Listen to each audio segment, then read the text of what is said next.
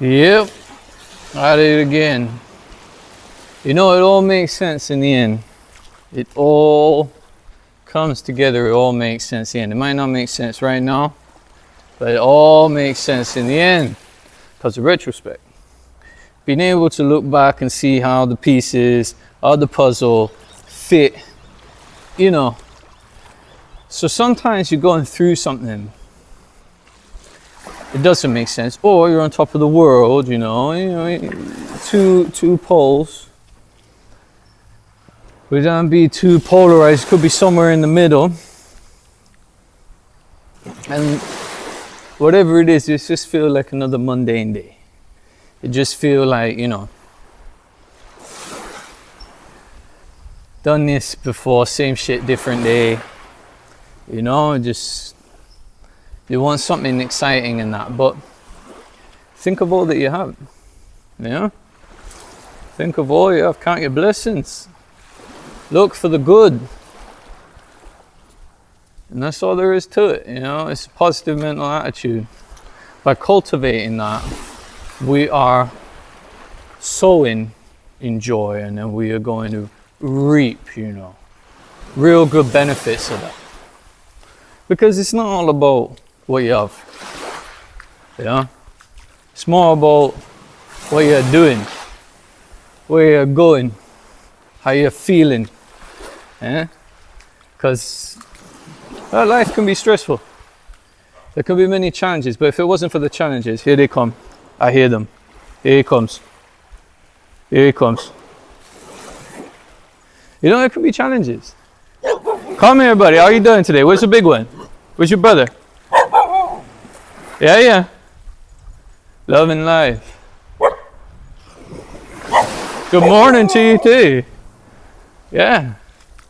They're a little bit, well, they're kind of guard dogs. And they're a little bit overexcited, you know.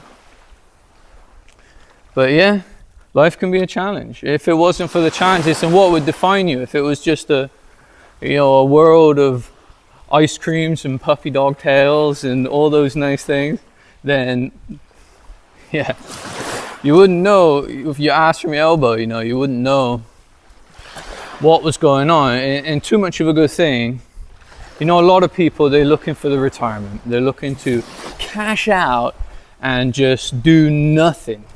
And while that's, you know, it sounds good, you gotta make sure it's a noble endeavor.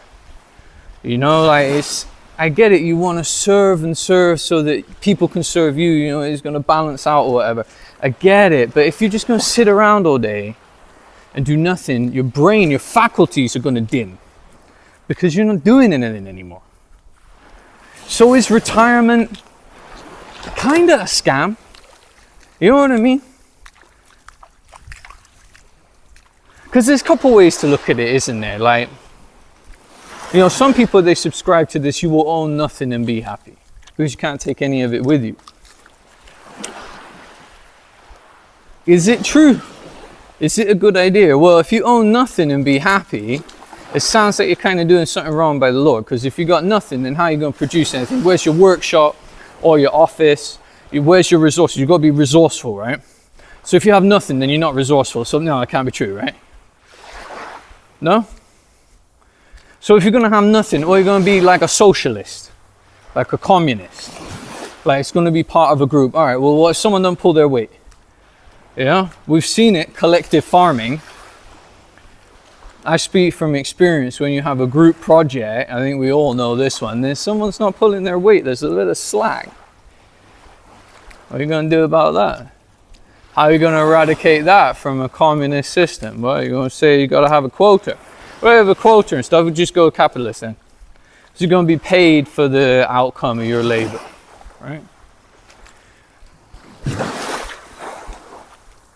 So, own nothing and be happy, you know, and then at the end of it, what are you going to give your children? How are you going to fund their wedding? How are you going to fund their education? Are you really going to throw them in the world and make them fend for themselves if they don't necessarily have to? If you did have the means to help them, of course not, right? That doesn't make no sense. So why is it that people are subscribing to that and then thinking like, well, they're going to keep like a big pot for themselves, or they want some magic constantly payout fund. And of course, you make 10% on the dividend, but that means you would need to be a cash millionaire with it sitting in the fund to pull out 100K per year, right? So if you got $1 million cash, you put it in super dividend, SDiv, or one of the dividend funds, and you pull out 10K a month, something around that. But it's not going to come like that. It's going to be on a dividend payment. Yeah, I guess, but couldn't you, if you had $1 million, you can do something else. You can make a restaurant, cafe, small amusement park, amusement attraction, tourist attraction. You can make a bottling plant, like small, you know what I mean, like making something.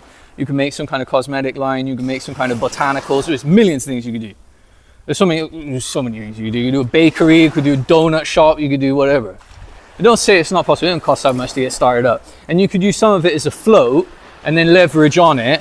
And if you defer a payment, then well, you still got money coming in from the store, right?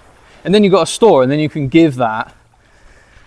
I mean, of course, you could always give the units in that dividend fund to your offspring as well. But there's a couple ways to look at it, isn't there? There's a couple ways to look at retirement and what you're going to do. Myself, I want to keep working forever. I never want to stop working. I love working. I love doing stuff. I think it's really important to be able to do something with your day and not just, vegetate and kind of let it slip away. Whatever that might be. Whether you're reading stuff, you're writing stuff, you're making stuff, you're doing stuff, you're talking to people, you're getting involved. Yeah. And it's not like you can't do that stuff in retirement. I just think that with this whole retirement thing, people are kind of like, they're putting themselves on a treadmill looking for that day in the future. It's like, if you want that day, you want to be on easy street, can't you just start it now? Can't you just do what you want to love now and loan into it and lean into it and cleave and get to it, because if you're doing what you love, then the Lord's surely going to bless it. If you request of it, then surely He's going to help provide for it. However, if what you are asking for comes from a place of sin, and what would that look like? It comes from a place of laziness, right? It comes from a place of greed, of trying to use your brain and not cleaving. Then surely you're going to get what you deserve. Is this not true? Right? So what it's really about is about correcting out the wickedness in us, the Yetzer Hara, the inclination, the evil inclination, which is in everyone. It's in everyone, because you don't even know what it looks like a lot of the time. You don't realize. So, but by being lazy, by wanting to be slovenly, by wanting to be greedy, by wanting to look for the easy way, for the hack, which so many fall into, come on, man. It's like 90% of content. I ain't judging. I'm just telling it as it is. It seems to be the way, isn't it? Look how many things there are on here, which is telling you like, bro, I got the secret sauce. It's so good it feels illegal. This is how you do manifestation, bro. Give me a break. Give me a break. And you think if you pull down something like that by using some kind of magic spell, or using some kind of, pagan, whatever, witchcraft, that if you pull it down like that, right, by saying that reality is a simulation, in that sense, in like it's like a way that you can control it, that there ain't an admin, that it ain't all being recorded, that it ain't all going up there. We've spoken about it before, the upload, the download, the super consciousness, the Shekinah.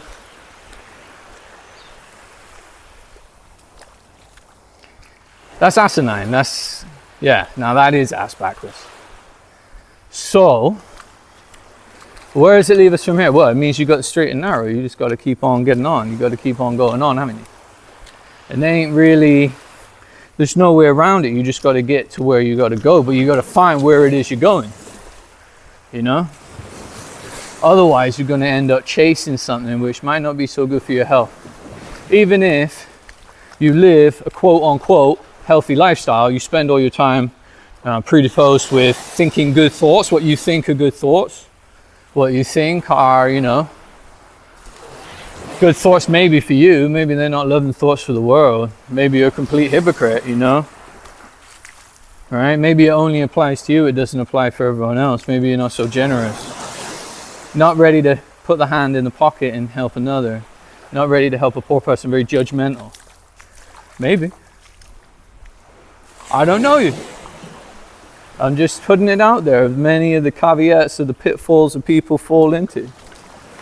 And yeah, end up kind of circling around their Yetzer Hara, their evil inclination, frustrated, waiting for retirement. Or waiting for something, waiting to win the lottery. That's another one. There's a lot of videos about it on here. And you know, that's because they're all looking for the ways. They're looking for how to get through it, to really just find something which they knew when they was a kid. I mean, if you showed them that stuff when they was a kid, if you had a time machine, would take them back and ask them when they was a kid, what are you gonna do when you grow up? I don't think you'll be able to find a single one say, I want to make YouTube videos that tells people how to manifest it. In that sense, we are manifesting all the time. You know, this is a manifestation of divine emanation. We hope it's not coming from the tree of death, it's coming from the tree of life. You know, that it's coming down and being transmitted, not coming up from the shield, not coming up from the shit. Yeah. Wow. There you go. There's that in a nutshell. So yeah, as we walk through it, remember, we got to cleave to the Most High. We got to work for the Most High. That's what it's all about. When it don't feel right, it ain't right. He gave us various compasses and GPS, you know, directional methods to know the right from wrong, to discern. You feel it in your head, you feel it in your heart, and you feel it in your gut, in the old liver, in the blood. Right? So yeah, we ought to live and love life. It's all about life. All about more life, more love. Yeah? And that's what it's all about. So we're looking for things that cultivate and nurture life and progress it forward. Not take away from it or kill life, take it away. You know, that's why addiction, in whatever form, takes you down that downward spiral, you know? So, there you have it, in a nutshell. Another one of these walk and talks. We'll keep on making them, you can keep on watching them. It's beautiful today. Yee. Oh yeah. Oh yeah. Oh yeah, it's been a while coming down here. I think we're at the spot. I'm going to show you this one. Just before I sign off, I'm going to show you this one. Down here, there's a pair of trees that have cleaved to one another. It's a great visual analogy. Because they're, you know, they're here on the beach getting battered by the storm. Last night it was stormy. It was stormy. Oh yeah. And